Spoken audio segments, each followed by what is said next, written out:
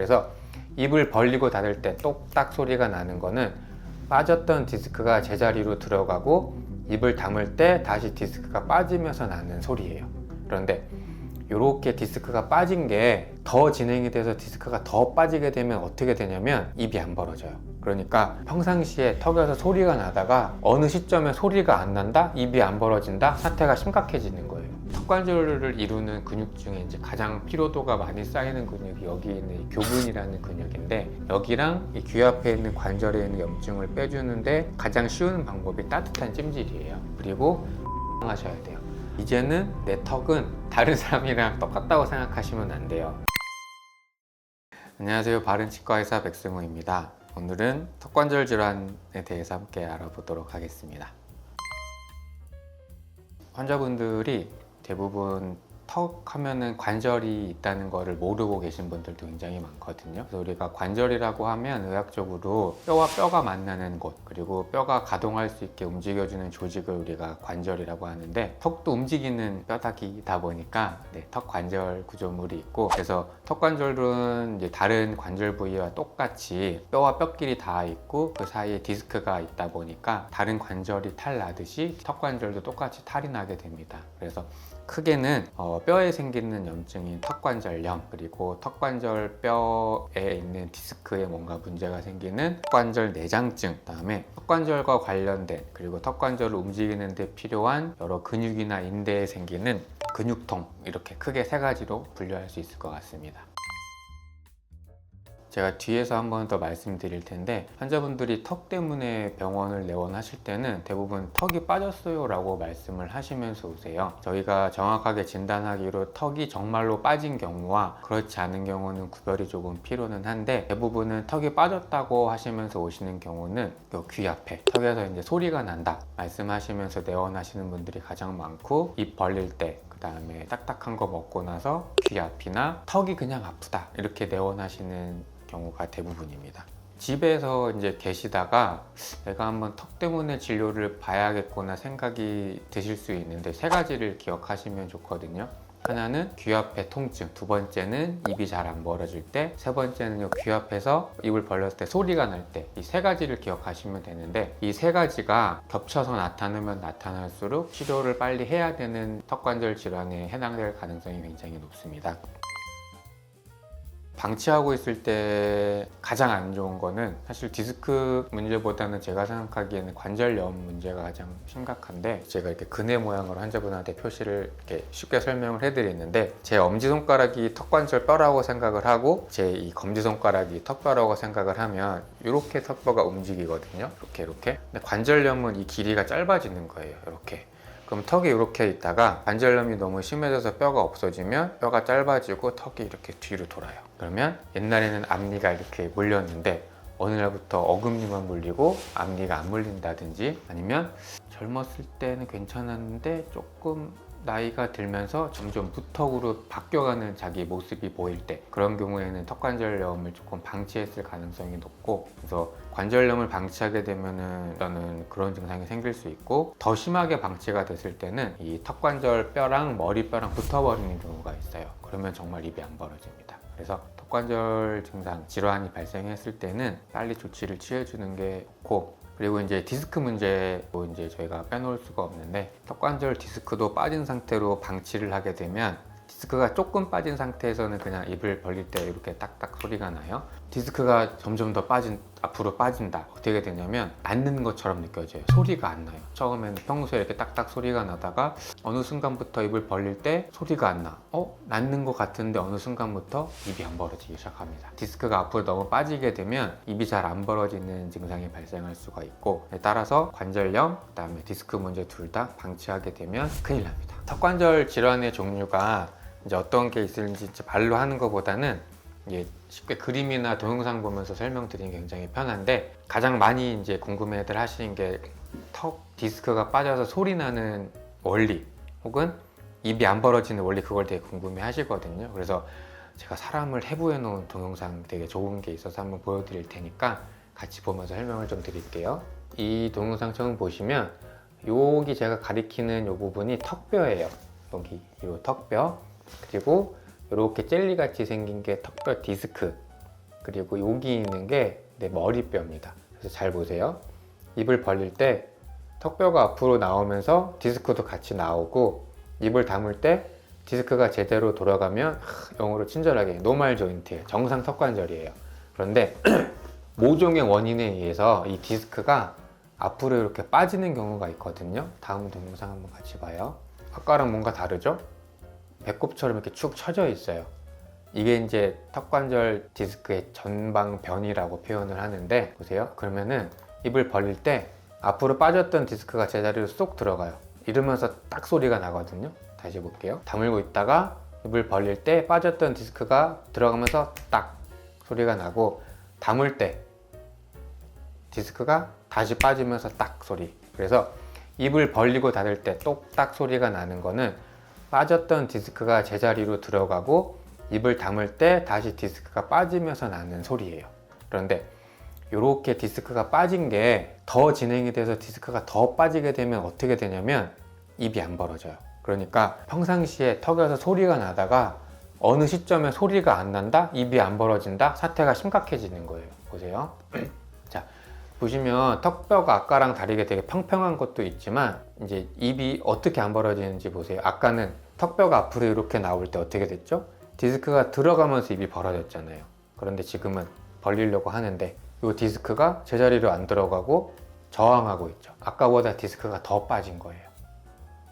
그래서 입을 열 때 디스크가 제자리로 들어가면서 입이 벌어져야 되는데 디스크가 너무 빠져서 제자리로 못 돌아가다 보니까 입이 안 벌어지게 되는 거죠. 이런 경우에는 디스크를 입을 벌릴 만큼 제자리로 하는 게 굉장히 어렵습니다. 그래서 귀 앞에서 평소에 소리가 난다? 이렇게 괜찮아요. 여기 손가락에서 소리가 나듯이. 그런데 귀 앞에서 소리가 나면서 귀 앞에서 통증이 있고 입이 안 벌어진다. 이 세 가지 중에 겹치면 겹칠수록 빨리 턱관절을 보는 치과로 가셔서 진단을 받으셔야 돼요. 그래서 이 세 가지가 디스크와 관련된 문제고, 이제 가끔 가다가 오실 때 귀 앞에서 모래 갈리는 소리 난다 하시거든요. 실제로 외부 사람들은 들리지 않는데 본인이 이렇게 입을 벌릴 때 사각사각 소리 난다고 하시는 분들이 있어요. 이분들은 관절염이 너무 심해서 머리뼈랑 턱뼈랑 붙어서 갈리는 소리, 혹은 아까 보여드렸던 그 젤리 같은 게 터져갖고 머리뼈랑 턱뼈랑 갈리는 소리가 나거든요. 이거 한번 같이 볼까요? 아까는 여기 턱뼈랑 머리뼈 사이에 되게 쫀득한 젤리 같은 게 두껍게 있었잖아요. 그런데 지금 보면 여기가 굉장히 얇아요. 입을 벌릴 때 머리뼈랑 턱뼈랑 닿아서 서걱서걱 소리가 나요. 입은 벌어지는데 서걱서걱, 여기서 서걱서걱. 이런 경우에는 요 디스크가 두껍게 있어야 되는데 여기서 디스크가 터져버린 거예요. 그래서 관절염이 있거나 디스크가 터진 경우에는 귀 앞에서 모래 갈리는 소리가 날 수 있어요. 그래서 내가 과연 턱이 정상일까, 진료를 받아야 될까를 고민하고 계신다면 아까 제가 말씀드린 세 가지 있죠? 귀 앞에서, 귀 앞이에요. 귀 앞. 왜냐면 여기에 관절이 있기 때문에 귀 앞에서 소리가 나고 여기 근육이 아픈 게 아니에요. 귀 앞이 아파야 돼요. 귀 앞이 아프고 입이 안 벌어진다. 세 가지가 겹치거나 귀 앞에서 모래 갈리는 소리가 난다. 요 네 가지 정도는 기억하고 계셨다가 뭔가 교집합이 많아지면 턱관절을 치료하는 치과로 찾으셔서 적절한 진단과 치료를 받으시기를 추천드립니다. 이제 턱관절 질환이 발생할 수 있는 여러 가지 원인이 있을 수가 있는데, 우리 턱관절을 보는 진료과에서 흔히 보는, 가장 많이 보는 교과서 논문들을 보면 가장 많이 언급되는 거는 악습관, 그다음에 이가리, 이렇게가 나오거든요. 이 악습관이라고 하면 대부분은 그 이가리가 포함이 되는데, 이를 꽉 물거나 이를 갈거나 하는 이런 악습관들이 턱관절이 들어있는 공간에 안 좋은 힘을 가하게 되고 관절염을 발생시키고 디스크를 앞으로 빠지게 한다고 알려져 있습니다. 그다음에 한 가지 이제 또 알고 계시면 좋을 게, 타고나기를 관절이 안 좋게 타고나는 경우도 있어요. 어떤 경우냐면 이제 유년형 턱관절염이라고 해서, 관절염 하면 대부분 나이 들어서 생기는 거라고 생각하기가 쉬운데, 초등학교, 중학교 이런 시기에 갑자기 턱이 너무 아파서 병원에 가서 검사를 해보니까 관절에 심하게 염증이 생기는 경우가 정말 드물게 있지만 있고, 그런 경우에는 본인 탓은 아닌 거죠. 그래서 유년형 턱관절염이 있는 우리 아이들 같은 경우는 면역 반응을 심하게 일으키는 전신질환이 있거나, 아니면 꼭 나이가 어리지 않더라도 류마티스 관절염이 있는 경우에는 턱관절에도 같은 이유로 염증이 생겨서 되게 치료하기도 까다롭고 이제 생활하기가 많이 어려운 상태로 진행이 되기도 합니다. 일단은 집에서 가장 할 수 있는 두 가지 쉽고 간단한 건데 중요한 거는 특히 이제 우리 서양인 같은 경우는 햄버거 먹으라고 입 벌리라고 할 때 어떻게 벌리? 도날드 덕처럼 이렇게 찹찹찹 벌리거든요. 근데 동양인들은 이렇게 안 벌리고 이렇게 벌려요. 그리고 씹을 때도 이렇게 찹찹찹 씹는 게 아니라 맷돌 갈듯이 이렇게 갈거든요. 동양인들이 유독 턱관절 질환이 서양인보다 훨씬 더 많은 편이고, 그래서 이제 자꾸 물다 보니까 턱관절에 안 좋은 힘을 가하는 건데, 이거를 방지하는 가장 쉬운 방법 중에 하나는 입천장 쪽에 보면 앞니 뒤쪽에 오돌토돌한 데가 있어요, 살이. 거기에 이렇게 혀를 대면 이렇게 어금니가 벌어지잖아요. 그 상태에서 입술만 담으시면 이렇게 어금니가 뜬 상태가 유지가 되거든요. 이게 턱관절을 이루는 관절 뼈나 근육에 굉장히 좋은 자세, 이완된 자세예요. 동양인들, 특히 한국 남자들은 이제 군대 같은 데 가면 야, 이 꽉 물어 이러면서 이제 안 좋은 습관을 더 몸에 배서 오는데, 꽉 무는 습관 자체가 관절 자체에 굉장히 좋지 않고, 혀를 입천장에 댄 상태로 어금니를 띄우는 연습을 처음에는 하면 적응하기가 어렵거든요. 근데 이게 적응이 되면 공부할 때, 그다음에 일할 때, 심지어 저는 가끔이지만 헬스장 가서 이렇게 무거운 거 들 때도 이 악물고 이 상태에서 힘 줄 수 있거든요. 요거 굉장히 간단하면서도 좋은 거니까 꼭 해보시면 좋겠고, 그다음에 이제 턱관절을 이루는 근육 중에 이제 가장 피로도가 많이 쌓이는 근육이 여기 있는 이 교근이라는 근육인데, 여기랑 이 귀 앞에 있는 관절에 있는 염증을 빼주는데 가장 쉬운 방법이 따뜻한 찜질이에요. 그래서 이 근육이나 관절 있는 데가 조금 통증이 있으시다 싶으면 수건에 따뜻한 물 적셔서 이렇게 온찜질 해주시면 좋고, 이제 턱관절 질환 때문에 치과에서 이렇게 진료를 받으셔서 온찜질을 권유를 받으셨는데 시간도 없고 도저히 이거 뭐 할 그게 안 된다 그러면 자기 전에 씻을 때, 샤워할 때만이라도 따뜻한 물 이렇게 조금 대고 있으면 염증 해소하는 데 도움이 많이 됩니다. 가급적이면은 이제 도수 치료라고 뭐 환자분들이 하셔서 오시기도 하고 하는데, 이제 치료라는 게 특히 치과 치료는 손으로 하는 거다 보니까 치료하는 사람의 철학이 담기게 마련이거든요. 그래서 제가 턱관절 질환 환자분들을 정말 많이 만나다 보면 어떤 생각이 드냐면, 이제 무리하게 입을 자꾸 벌리거나 이 디스크가 빠진 것 같아서 이렇게 본인이 자꾸 이렇게 움직여 본다거나, 아니면 실제로 물리치료 하는 데 가서 이렇게 막 맞추고 오시는 분들이 있는데, 추천드리고 싶지 않은 이유가 뭐냐면, 우리 이런 데 이제 뼈가 부러지거나 인대가 늘어나서 정형외과에 가면 가장 쉽게 저희가 치료를 받는 게 뭐죠? 깁스에서 묶어버리잖아요. 이렇게 묶어버리면 관절이나 근육을 쓰지 않으니까 빨리 나을 수 있는 환경이 조성이 되는데, 턱관절은 가만히 생각해 보면 지금 제가 말할 때도 턱관절을 쓰고 숨 쉴 때 쓰고 먹을 때 쓰고 하루 종일 쉬는 날이 없거든요. 쉬어주는 게 제일 좋아요. 그래서 그 쉬어주는 가장 좋은 방법은 그냥 두는 거고, 혀를 입천장에 대는 거고, 나중에 소개를 시켜드리겠지만 이제 교합 안정 장치 혹은 스플린트라고 많이 들어보셨을 텐데, 그 장치를 입안에 끼면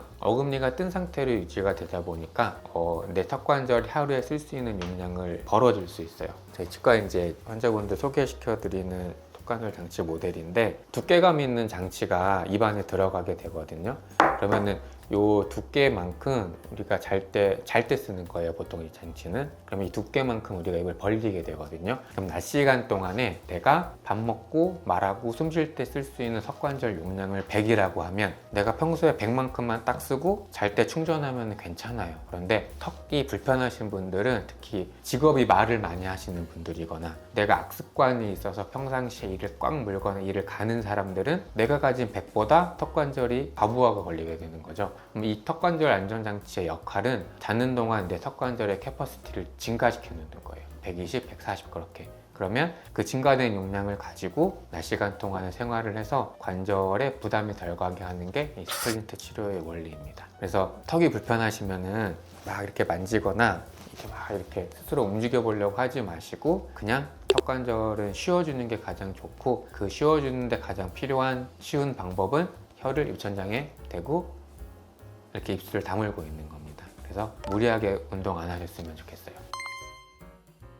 턱관절 질환이 아까 처음에 말씀드렸지만 크게 관절염, 그다음에 디스크와 관련된 관절 원판 장애, 세 번째가 이제 근육통과 관련된 것들인데, 제가 이제 한번 소개해드릴 환자분은 관절에도 염증이 심하시고 디스크에도 문제가 있으셔서 이 환자분 사례를 가지고 제가 한번 설명을 드릴게요. 우리 보통 이제 염증이 몸에 생겨서 병원에 찾아가게 되면 대부분 이제 처음 보존적으로 가장 쉽게 하는 방법 약을 먹는 거잖아요. 그래서 이제 진통소염제, 브루펜 계열의 약을 먹거든요.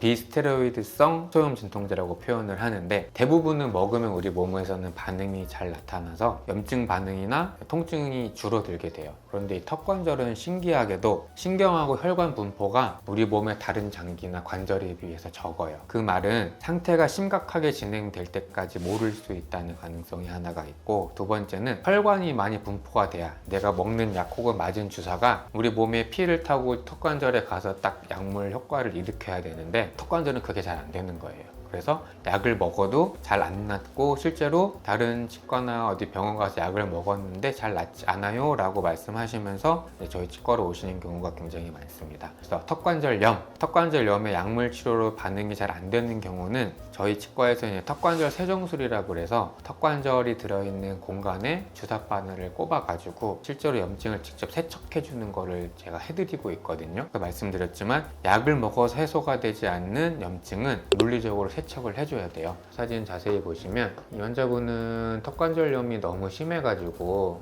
요게 턱뼈고 머리뼈인데 두 개가 붙기 시작했어요. 뼈와 뼈끼리 만난 데가 염증이 심하면 우리 몸에서 면역 반응을 일으키다가 뼈를 침착시키거든요. 그러면 내 턱뼈랑 머리뼈랑 붙게 되는 거예요. 그렇게 되면 어떻게 되냐면 머리뼈랑 턱뼈 사이에 공간이 있어야 벌어지는데 입이 안 벌어져요. 너무 아파서. 그러면 이런 경우에 귀 옆에다가 주사바늘을 꼽아서 이제 제가 염증 세척을 해드리는데, 저 어렸을 때만 해도 조금 체하면 엄마나 할머니가 이렇게 손을 따주셨거든요. 그 빨간색 피가 정말 뭔가 몸에 염증이 있어서 그런 건지는 참 모르겠지만, 실제로 턱관절염에 염증이 심하신 분들한테 제가 저렇게 조사바늘을 꼽으면 안에서 정말 새빨간 피가 올라와요. 안에서 꽉 차 있다는 거거든요. 그래서 제가 이렇게 세정술을 통해서 증류수로 깨끗하게 세척을 다 해드리면 처음에 손가락 2개가 안 들어갔던 분이 이렇게 3개까지 싹 들어가요. 이렇게 제가 염증 세척을 해드리고 있고, 턱관절염이 있으신 분들 같은 경우, 이분은 뭐 디스크 문제도 있게 되지만, 그래서 이제 마지막 종착지는 결국 이렇게 입안에 끼는 장치가 될 텐데, 턱관절 염증이 있건 디스크 문제가 있건 입안에 끼는 장치를 통해서 웬만치는 다 해결까지는 아니지만 증상 완화에 굉장히 도움이 됩니다. 그 이유가 관절염이 됐던 디스크가 앞으로 빠지는 디스크 문제가 됐던, 결국에는 이 관절, 턱관절이 들어있는 이 공간에 계속 안 좋은 힘이 이렇게 가해져서 염증이 생기고 디스크가 이렇게 앞으로 빠지는 거거든요. 입안에 이런 장치를 끼우게 되면 장치의 두께만큼 이제 턱관절 공간에 공간이 부여가 되는 거예요. 그러면 안 좋은 힘이 좀 가해지더라도 디스크가 앞으로 빠지는 걸 좀 막을 수 있기 때문에 이 턱관절 안정장치 혹은 교합 안정장치가 턱관절 질환을 다스리는데 이제 가장 마지막 종착지가 되는 경우가 굉장히 많습니다. 한 가지 알고 계시면 좋을 게, 제가 이제 턱관절 치료라는 말을 붙이기가 굉장히 어렵다고 생각을 해요. 왜냐면 턱관절이 한번 아프기 시작하면 이제 만성으로 대부분 전환이 되게 되고, 만성 질환은 완치의 개념, 치료의 개념보다는 관리의 개념으로 가셔야 돼요. 예를 들어 내가 만약에 턱관절염이 너무 심해서 턱관절 세정술을 했다. 한 번 끝나는 게 아니고, 세정술을 했어도 약물 치료, 물리 치료 꾸준히 하시고 주의사항 계속 잘 지켜주시면 생활하시다가 또 몇 달 지나다가 또 턱관절 너무 아파. 한 번 더 세정술을 하고, 그렇게 하다가 이제 요쯤 되면 입안에 끼는 장치를 쓰면 좋겠다 싶은 시점이 왔을 때는 입안에 끼는 장치를 끼고 한 달, 2달, 4달 계속 체크 약속을 해서 장치 조정도 하면서 이제 관절을 관리를 하셔야 됩니다. 그래서 지금 턱관절이 너무 많이 불편해서 아프신 분들은 이제 치료의 목표를 정하고 달려가야 만족도가 높아져요. 예를 들어 귀 앞에서 벌릴 때 이런 소리가 난다. 나는 소리를 없애고 싶어. 절대 없어지지 않아요. 왜냐면 한번 빠진 디스크를, 예전에 이제 구강외과 저희 선배님들이 이렇게 귀 앞을 째서 디스크를 뒤로 당겨서 꼬매는 수술을 되게 많이 하셨거든요. 실제로 뒤로 디스크를 당겨서 꼬매니까 소리가 안 났고, 획기적으로 이제 열풍이 불던 시절이 있었는데, 그 수술을 했던 환자분들을 계속 추적 관찰을 해서 MRI를 찍어보니까 다시 디스크가 빠지더라. 그 환자들이 다시 빠진 이유를 다시 관찰해 보니 이갈이, 이악물기, 여러 가지 악습관들이 개선이 안 된 상태가 됐던 거예요. 그래서 우리 목 디스크, 허리 디스크 어딜 가도 요새 수술 먼저 하는데 별로 없거든요. 디스크가 빠지면 디스크 문제는 이제는 보존적인 치료로 완치의 개념이 아니라 관리의 개념으로 가셔야 된다는 것을 유념하고 계셔야 됩니다. 평상시에 턱이 많이 불편하지 않으셨던 분들도 그리고 턱 관절이 불편해서 치과 치료나 한의원 치료 받으셨던 분들 기억하셔야 될 거는 이제는 내 턱은 다른 사람이랑 똑같다고 생각하시면 안 돼요. 그래서 이제 가장 많이들 하시는 게 우리 친구들이랑 고기 먹으러 가면 이렇게 막 싸서 악 먹고 햄버거도 악 먹잖아요. 줄이셔야 돼요, 양을. 쌈을 싸 먹는다고 해도 상추 조그맣게 고기 잘라갖고 조그맣게 싸 드셔야 되고, 또 집에서 할 수 있는 것 중에 하나 또 쉬운 게 우리 하품할 때 정말 입을 크게 벌려서 개운하게 하잖아요. 이제 엄지손가락을 턱에 대고 저항하셔야 돼요. 이렇게 안 벌어지게. 그러니까 관절이 안 좋으신 분들은 내 몸이 어느 정도 편하게 움직일 수 있는 한도를 넘어서게 되면 인대나 근육 등에 무리가 가게 되거든요. 하품할 때 크게 하지 않기, 음식 크게 싸먹지 않기, 그리고 딱딱하고 질긴 음식 먹지 않기, 요거를 집에서 꼭 잘 지켜주시면 좋겠고, 인터넷을 보면 이런 턱관절 장치가 치과에서 만들어주는 장치가 아니라 기성품으로 판매하는 경우가 굉장히 많아요. 그거는 이제 사용을 좀 안 하셨으면 좋겠는 게, 제가 대학병원 있을 때도 그런 장치를 사용해서 턱이 너무 안 좋아져서 오시는 분들 너무 많거든요. 예를 제가 설명을 드릴게요. 저희가 이제 만들어드리는 턱관절 장치는 환자분들 치아에 맞게 제작이 돼서 오는데 딱딱해요. 딱딱한 플라스틱이에요. 왜 딱딱하게 만드냐면 이렇게 보리밥 아니면 고기 같은 거 싸 먹을 때 모래 같은 거 씹으면 어떻게 되죠? 나도 모르게 탁 벌리게 되잖아요. 치아 밑에는 신경이 있고 그 신경에 안 좋은 자극이 가해지면 그 신경 반사가 뇌로 연결이 돼서 나도 모르게 입을 벌리게 돼 있어요. 벌려야 돼요. 그런데 우리 젤리 먹을 때를 생각해 보시면, 젤리 먹을 때 특히 곰젤리 아시죠? 그 파리땡 그거 씹으면 어때요? 느낌이 말캉하니까 나도 모르게 더 물게 되잖아요. 우리 인터넷에서 파는 이런 턱관절 장치의 기성품들은 나한테 맞춘 제품이 아니기 때문에 입안의 온도에서 어느 정도 유동성을 갖게 되기 위해서 말캉말캉한 재질로 만들거든요. 그 장치가 입에 들어가면 잘 때 끼면 어떻게 되죠? 더 물어요. 그러니까 낮 시간 동안에 딱딱한 장치를 써서 내 턱관절이 버틸 수 있는 용량을 벌어놔야 되는데 잘 때 더 물게 되는 거죠. 악화될 가능성이 굉장히 높고, 실제로 이제 논문 같은 거를 보면은 부드러운 턱관절 장치가 도움이 된다 안 된다 되게 갈리는 경우가 있기는 한데, 적어도 제가 치료를 했던 많은 환자분들의 경우에 한해서는 이렇게 물컹한 장치를, 맞지 않는 장치를 썼던 경우에 악화되는 경우가 굉장히 많습니다. 기억하시면 좋을 거, 입 크게 안 벌리기, 하품할 때 저항하셔야 되고, 그 다음에 따뜻한 침실 집에서 많이 하시는 게 좋고, 장치를 만들고자 할 때는 인터넷에서 이제 싼 거를 찾지 마시고 턱관절을 전문으로 보는 병원을 찾으셔서 본인 입에 맞는 장치를 만드시고 그 장치 비용을 내신 만큼 관리를 받으셔야 된다는 것을 기억하고 계셨으면 좋겠습니다. 시청해주셔서 감사합니다.